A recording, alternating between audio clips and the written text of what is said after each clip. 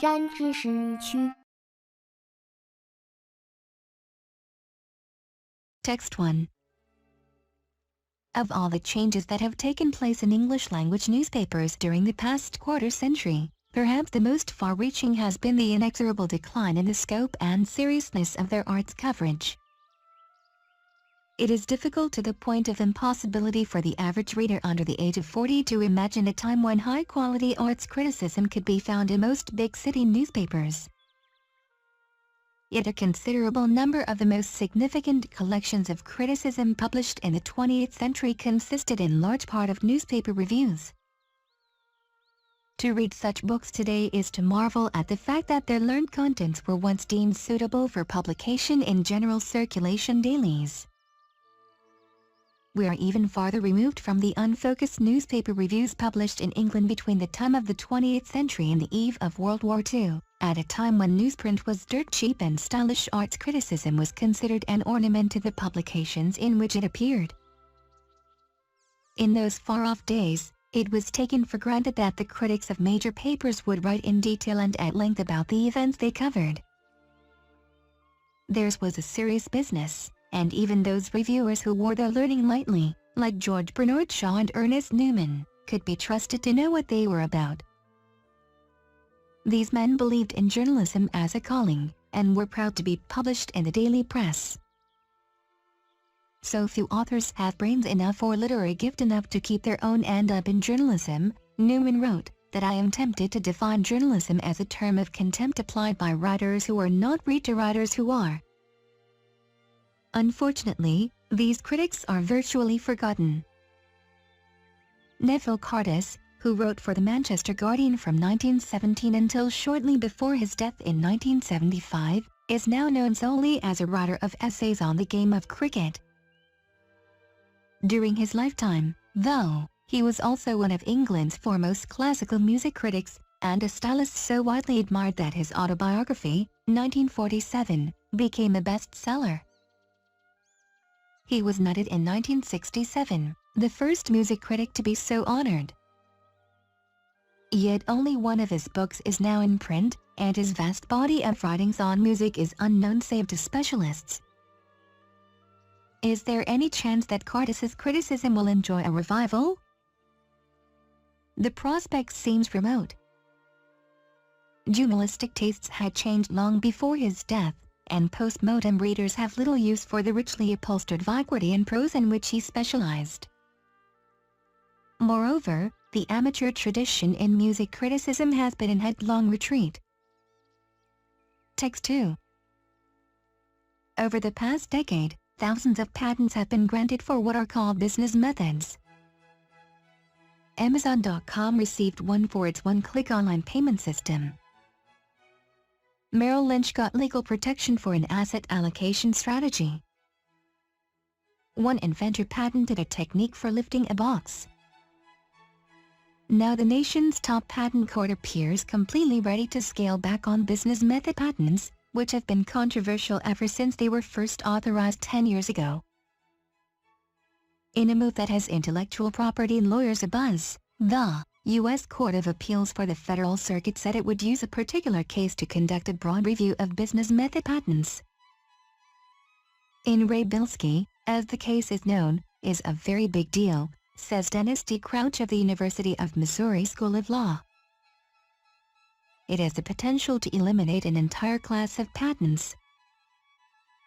Curbs on business method claims would be a dramatic about-face, because it was the Federal Circuit itself that introduced such patents with its 1998 decision in the so-called State Street Bank case, approving a patent on a way of pooling mutual fund assets.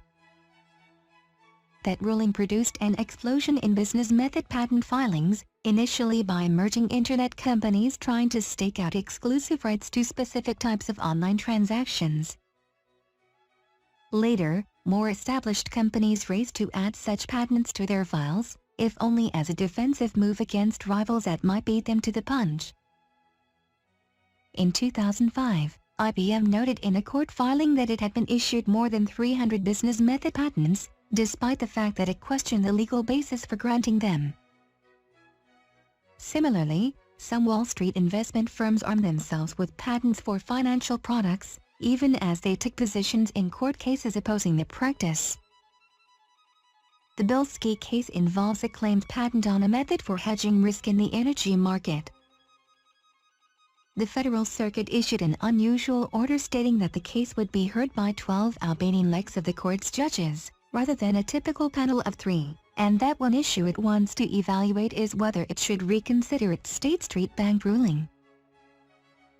The Federal Circuit's action comes in the wake of a series of recent decisions by the Supreme Court that has narrowed the scope of protections for patent holders. Last April, for example, the justices signaled that too many patents were being upheld for inventions that are obvious.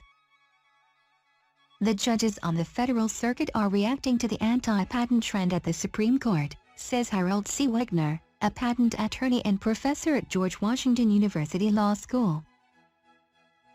Text 3. In his book The Tipping Point, Malcolm Gladwell argues that social epidemics are driven in large part by the actions of a tiny minority of special individuals, often called influentials, who are unusually informed, persuasive, or well-connected. The idea is intuitively compelling, but it doesn't explain how ideas actually spread. The supposed importance of influentials derives from a plausible-sounding but largely untested theory called the two-step flow of communication. Information flows from the media to the influentials and from them to everyone else. Marketers have embraced the two-step flow because it suggests that if they can just find and influence the influentials, those select people will do most of the work for them. The theory also seems to explain the sudden and unexpected popularity of certain looks, brands, or neighborhoods. In many such cases, a cursory search for causes finds that some small group of people was wearing, promoting, or developing whatever it is before anyone else paid attention. Anecdotal evidence of this kind fits nicely with the idea that only certain special people can drive trends.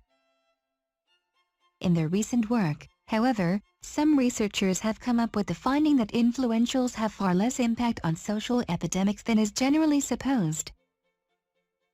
In fact, they don't seem to be required at all. The researchers' argument stems from a simple observation about social influence, with the exception of a few celebrities like Oprah Winfrey, whose outsized presence is primarily a function of media, not interpersonal, influence. Even the most influential members of a population simply don't interact with that many others. Yet it is precisely these non-celebrity influentials who, according to the two-step flow theory, are supposed to drive social epidemics, by influencing their friends and colleagues directly. For a social epidemic to occur, however, each person so affected must then influence his or her own acquaintances, who must in turn influence theirs, and so on. And just how many others pay attention to each of these people has little to do with the initial influential. If people in the network just 2 degrees removed from the initial influential prove resistant, for example, the cascade of change won't propagate very far or affect many people. Building on this basic truth about interpersonal influence, the researchers studied the dynamics of social influence by conducting thousands of computer simulations of populations, manipulating a number of variables relating to people's ability to influence others and their tendency to be influenced. They found that the principal requirement for what is called global cascades, the widespread propagation of influence through networks, is the presence not of a few influentials but, rather, of a critical mass of easily influenced people. Text 4. Bankers have been blaming themselves for their troubles in public.